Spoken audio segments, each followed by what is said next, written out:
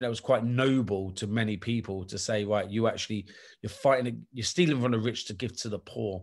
And very much that's what they were doing by fighting against Islamic State.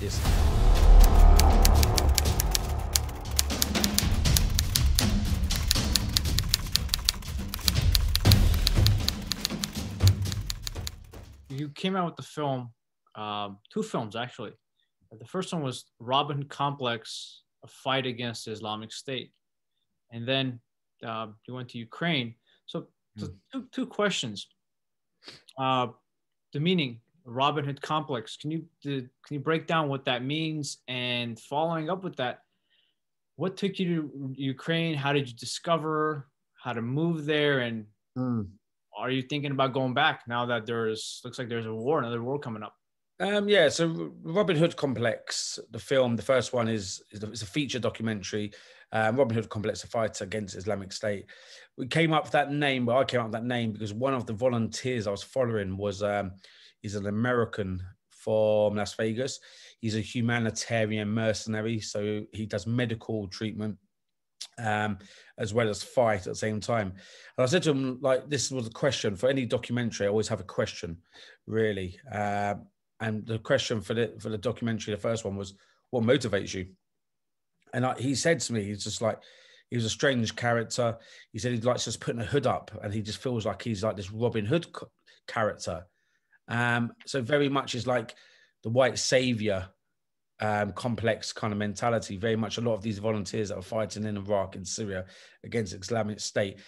I coined the term Robin Hood complex in the sense that they were all frowned upon by the US and the British government for going to fight, but they were doing something that was quite noble to many people to say, right, you're fighting, you're stealing from the rich to give to the poor.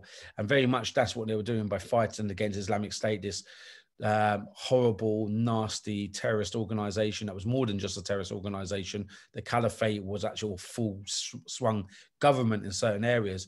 And then you've got these clandestine men who are going out there to fight, and females as well, actually. So that's where we came up with the name Robin Hood Complex. The second one, after I'd done the first documentary, I then went to a film school.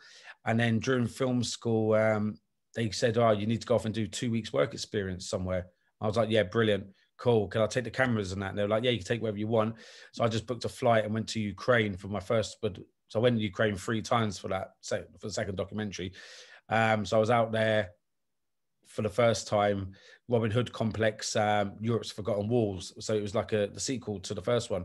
So I was out in Ukraine covering what motivated men, American, Brits, and French and German guys to go fight against the Russian separatists. So it was very much the same theme and what motivates people. So that was really the second documentary.